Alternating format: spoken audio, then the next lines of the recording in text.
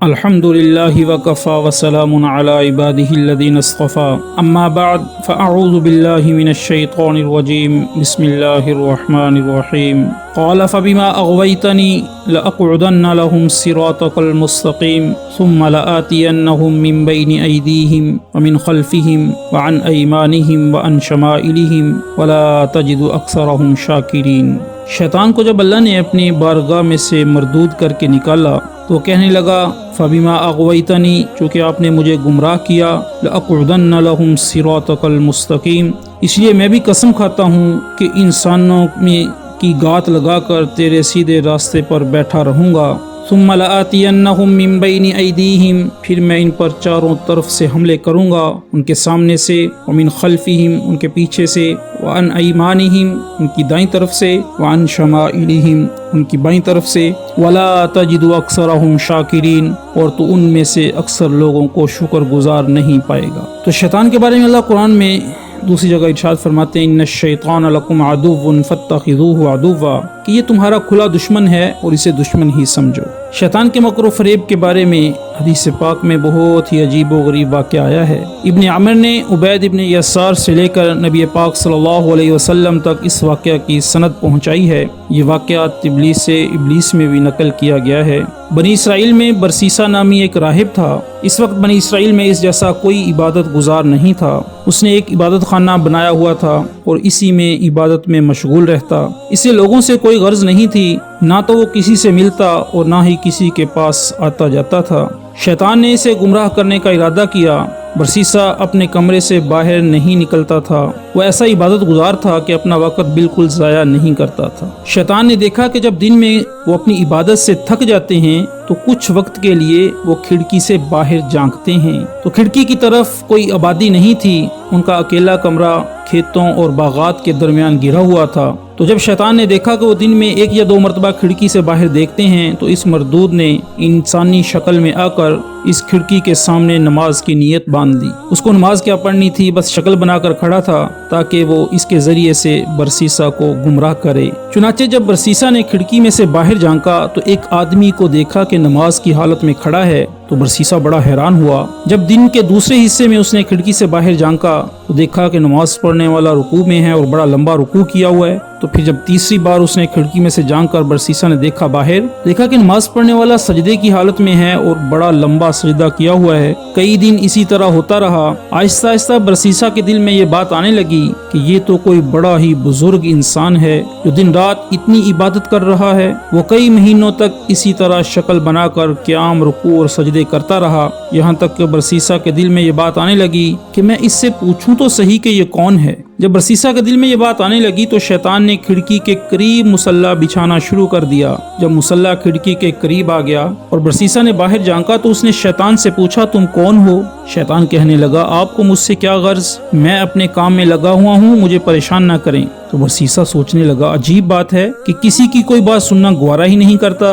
دوسرے دن برسیسا نے پوچھا کہ آپ اپنا تعارف کروائیں۔ تو شیطان کہنے لگا مجھے اپنے کام کرنے دو، مجھے اللہ کی عبادت میں مشغول رہنے دو۔ تو اللہ کی شان کے ایک دن بارش ہونے لگی تو شیطان بارش میں بھی نماز کی شکل بنا کر کھڑا ہو گیا۔ برسیسا کے دل میں بات آئی کہ جب یہ اتنا عبادت گزار ہے کہ اس نے بارش کی بھی کوئی پرواہ نہیں کی، کیوں نہ میں ہی اچھے اخلاق کا مظاہرہ کروں اور اس سے کہوں کہ آپ اندر آ جائیں۔ چنانچہ اس نے شیطان کو پیشکش کی کہ باہر بارش ہو رہی ہے، آپ اندر تشریف لے آئیں۔ تو جواب میں شیطان کہنے لگا ٹھیک ہے، مومن کو مومن کی دعوت قبول کر لینی چاہیے، لہٰذا میں آپ کی دعوت قبول کر لیتا ہوں۔ وہ تو چاہتا ہی یہی تھا۔ چنانچہ اس نے کمرے میں آ کر نماز کی نیت باندھ لی اور کئی مہینوں تک اسی طرح کمرے میں عبادت کی شکل بناتا رہا۔ کئی مہینے گزر گئے تو برسیسا نے اسے واقعی بہت بڑا بزرگ سمجھنا شروع کر دیا اور اس کے دل میں اس کی عقیدت پیدا ہونا شروع ہو گئی۔ اتنے عرصے کے بعد شیطان برسیسا سے کہنے لگا کہ اب میرا سال پورا ہو چکا ہے،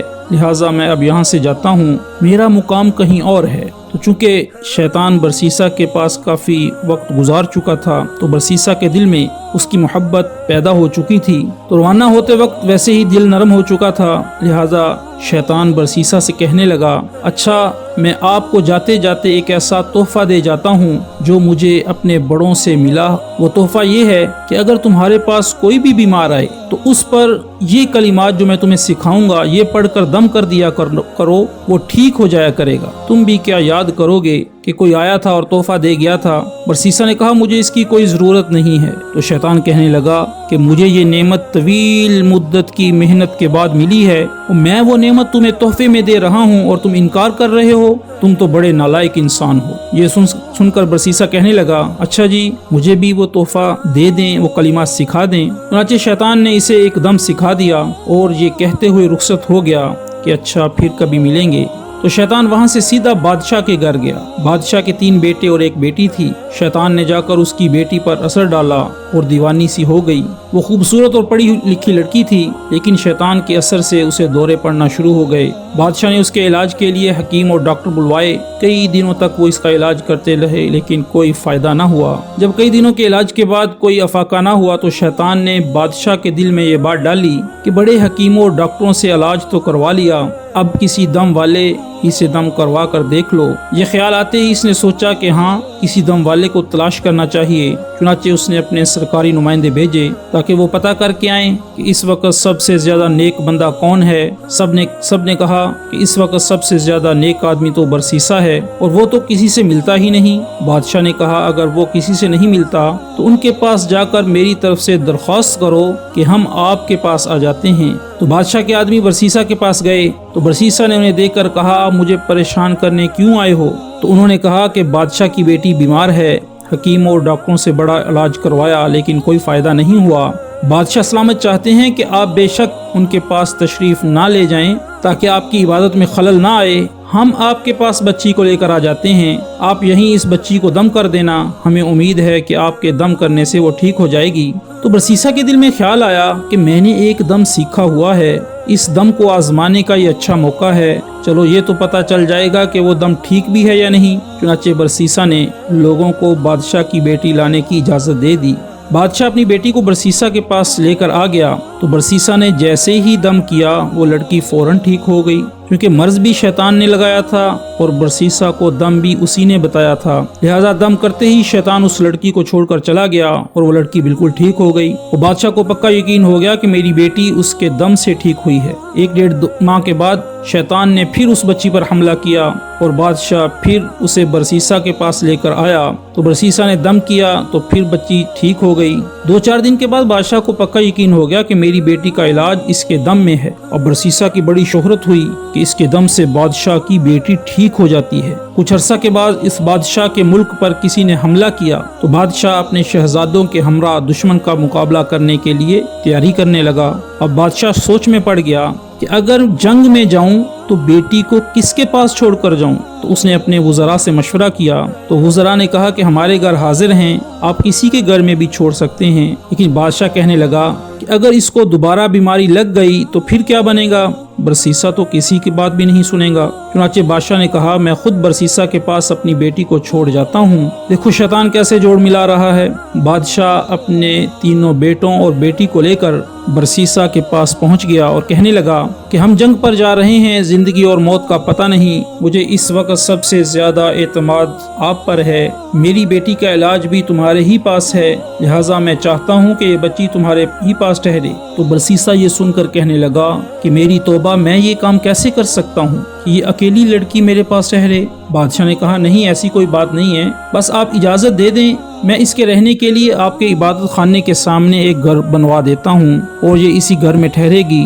برسیسا نے یہ سن کر کہا ہاں یہ ٹھیک ہے۔ جب اس نے اجازت دے دی تو بادشاہ نے عبادت خانے کے سامنے گھر بنوا دیا اور بچی کو وہاں چھوڑ کر جنگ پر روانہ ہو گیا۔ اب برسیسا کے دل میں بات آئی کہ میں اپنے لیے تو کھانا بناتا ہی ہوں، اگر بچی کا کھانا بھی میں ہی بنا دیا کروں تو اس میں کیا حرج ہے، کیونکہ وہ اکیلی ہے، پتہ نہیں کہ اپنے لیے کھانا پکائے گی بھی یا نہیں پکائے گی۔ چنانچہ وہ کھانا بناتا اور آدھا کھانا خود کھا کر باقی آدھا اپنے عبادت خانے کے دروازے کے باہر رکھ دیتا اور اپنا دروازہ زور زور سے کھٹکھٹا دیتا۔ یہ اس لڑکی کے لیے اشارہ ہوتا تھا کہ اپنا کھانا اٹھا لو۔ اس طرح وہ لڑکی کھانا اٹھا کر لے جاتی اور کھا لیتی۔ کئی مہینوں تک یہ سلسلہ چلتا رہا۔ اس کے بعد شیطان نے برسیسا کے دل میں یہ بات ڈالی کہ دیکھو وہ لڑکی اکیلی رہتی ہے، تم کھانا پکا کر اپنے دروازے کے باہر رکھ دیتے ہو اور لڑکی وہ کھانا اٹھانے کے لیے گلی میں نکلتی ہے اگر کبھی کسی مرد نے دیکھ لیا تو وہ اس کی عزت خراب کرنے کے در پہ ہوگا، اس لیے بہتر یہ ہے کہ کھانا بنا کر اس کے دروازے کے اندر رکھ دیا کرو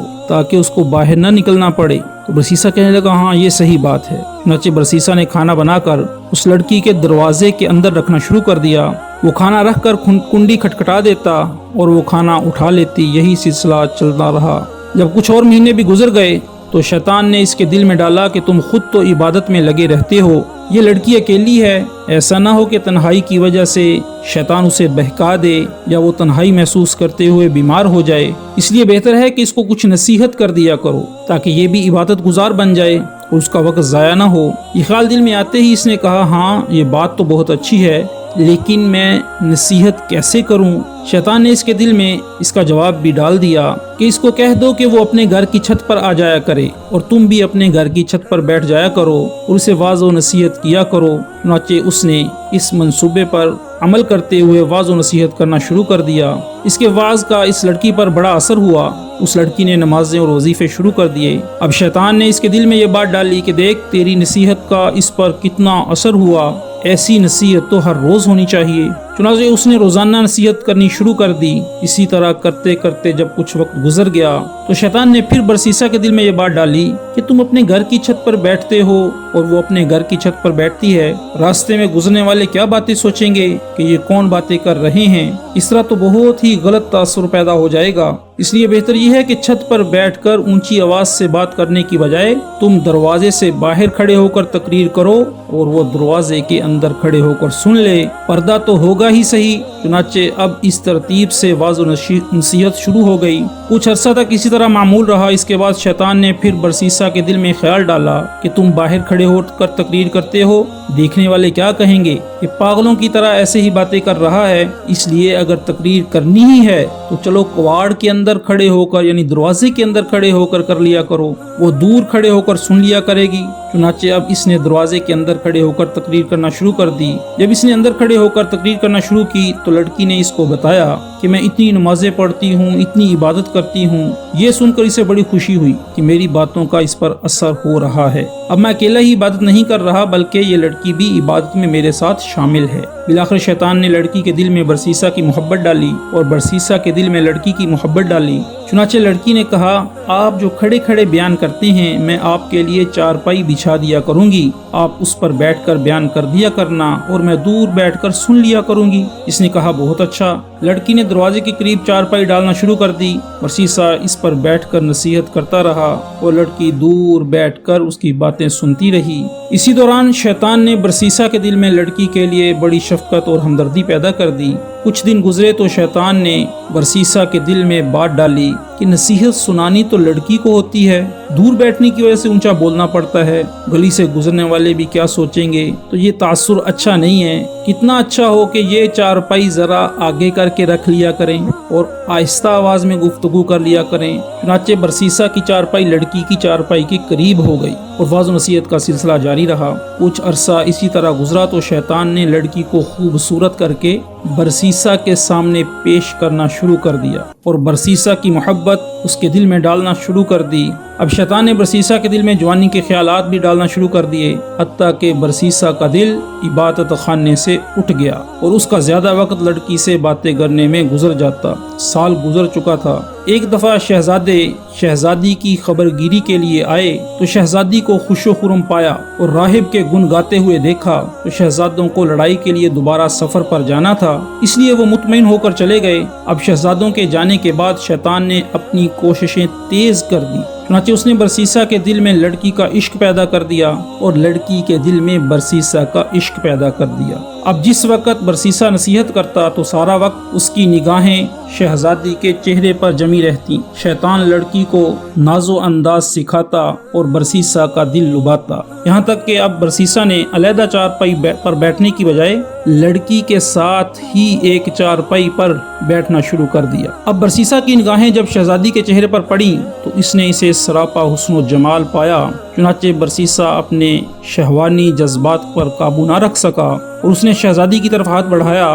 شہزادی نے مسکرا کر اس کی حوصلہ افزائی کی، یہاں تک کہ برسیسا زنا کا مرتکب ہو گیا۔ جب دونوں کے درمیان سے حیا کی دیوار ہٹ گئی اور زنا کے مرتکب ہوئے تو وہ آپس میں میاں بیوی کی طرح رہنے لگے۔ اسی دوران شہزادی حاملہ ہو گئی۔ اب برسیسا کو فکر لاحق ہوئی کہ اگر کسی کو پتہ چل گیا تو کیا بنے گا، مگر شیطان نے اس کے دل میں خیال ڈالا کہ کوئی فکر کی بات نہیں، جب بچہ پیدا ہوگا تو اس کو قتل کر دینا اور لڑکی کو سمجھا دینا، وہ اپنا عیب بھی چھپائے گی اور تمہارا عیب بھی چھپائے گی۔ اس خیال کے آتے ہی اس کا سارا ڈر اور خوف جاتا رہا اور برسیسا بے خوف و خطر لڑکی کو اپنی حفظ کا نشانہ بناتا رہا۔ تو پھر ایک دن وہ بھی آیا جب اس لڑکی نے بچے کو جنم دیا۔ جب بچے کو وہ دودھ پلانے لگی تو شیطان نے برسیسا کے دل میں ڈالا کہ اب تو 2.5 سال گزر گئے ہیں اور بادشاہ اور دیگر لوگ جنگ سے واپس آنے والے ہیں، شہزادی ان کو سارا ماجرا سنا دے گی، اس لیے تم اس کا بیٹا کسی بہانے سے قتل کر دو تاکہ گناہ کا ثبوت نہ رہے۔ چنانچہ ایک دفعہ شہزادی سوئی ہوئی تھی تو برسیسا نے بچے کو اٹھایا اور قتل کر کے گھر کے صحن میں دبا دیا۔ اب ماں تو ماں ہی ہوتی ہے۔ جب شہزادی اٹھی تو اس نے کہا، میرا بیٹا کہاں ہے؟ برسیسا کہنے لگا، مجھے تو کوئی خبر نہیں۔ تو شہزادی نے ادھر ادھر دیکھا تو بیٹے کا کہیں سراغ نہ ملا۔ چنانچہ وہ اس سے خفا ہونے لگی۔